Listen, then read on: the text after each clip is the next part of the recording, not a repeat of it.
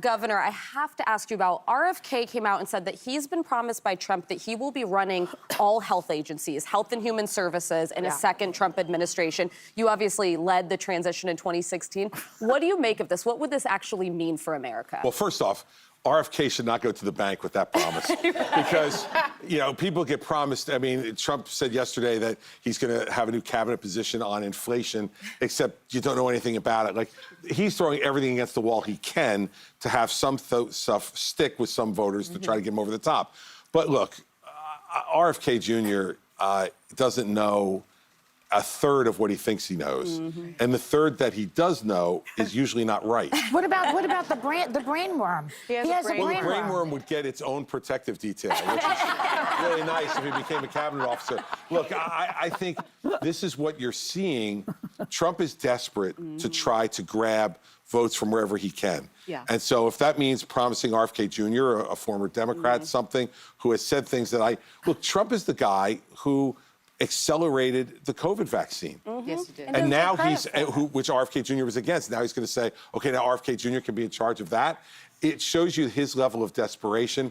And I don't think RFK Jr. should be buying real estate in Washington. I don't think he's going to wind up in a cabinet of any kind. Yeah, the Senate's not confirming that one. Well, talking about Trump being desperate, he's already posting about election fraud in Pennsylvania. Do you think that's a sign he thinks he's losing the state? And is his denialism about to ramp up with Steve Bannon out of jail? Well, I think it's more than just what he's doing in Pennsylvania. I think the display of confidence that they're showing about, our polls show that he's ahead in all of these places is a setup. So that if he wins, he could say we were geniuses and we knew more than the pollsters knew. Yeah. If he loses, he could say, see, it was stolen. Right. Because we didn't see this coming. Don't buy So it. I think the whole thing is a setup. The other piece of it is people like to vote for winners.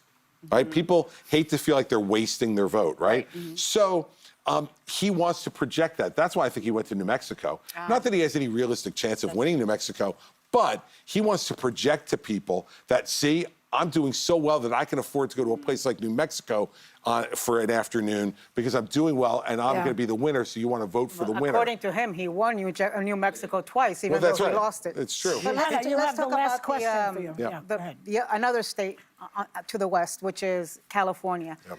Your fellow governor, I think you guys were friends, Arnold Schwarzenegger, came out with a very thoughtful endorsement of Kamala Harris, saying he was going to vote for her, that he's really kind of tuned out politics, but that as a former governor, this was important for him to let his feelings be known. How do you feel about? Did you read it, and what did you think? I did. I read it.